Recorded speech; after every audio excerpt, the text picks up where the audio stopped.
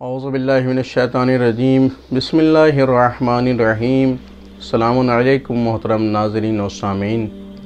13ویں ماہ مبارک رمضان کی دعا لے کر کے حاضر ہیں، جس میں ہم اپنے پروردگار سے، اپنے مالک و خالق سے دعا کریں گے، پروردگار ہمیں صاف ستھرا رہنے کی، پاکیزگی کی توفیق عطا فرما، ہمیں صاف ستھرا رکھ، مشکلات پر صبر کرنے کی توفیق کے لیے دعا کریں گے، پرہیزگاری اور تقوی کے لیے پروردگار سے توفیق طلب کریں گے، نیک لوگوں کی ہم نشینی کے لیے ہم پروردگار سے دعا کریں گے، ہم نیک لوگوں کے ساتھ اٹھے بیٹھیں، برے لوگوں سے اور ان کی صحبت سے دور رہیں۔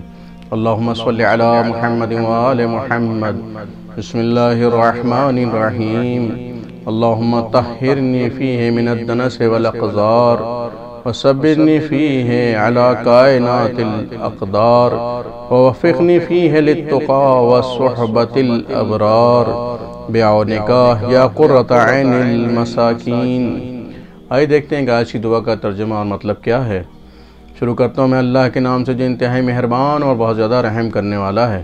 اے معبود، آج کے دن مجھ کو میل کچیل سے پاک و صاف رکھ، اور آج کے دن مجھے مقدر شدہ مشکلات پر صبر عطا فرما، اور آج مجھ کو پرہیزگاری اور نیکوکاروں کے ساتھ رہنے کی توفیق عطا فرما، اپنی مدد کے ساتھ اے بیچاروں کی آنکھوں کی ٹھنڈک۔ اللہم صلی علی محمد و آل محمد۔ اللہم تقبل منا انکا انت السمیع الدعاء۔ التماس دعا، خدا حافظ و ناصر۔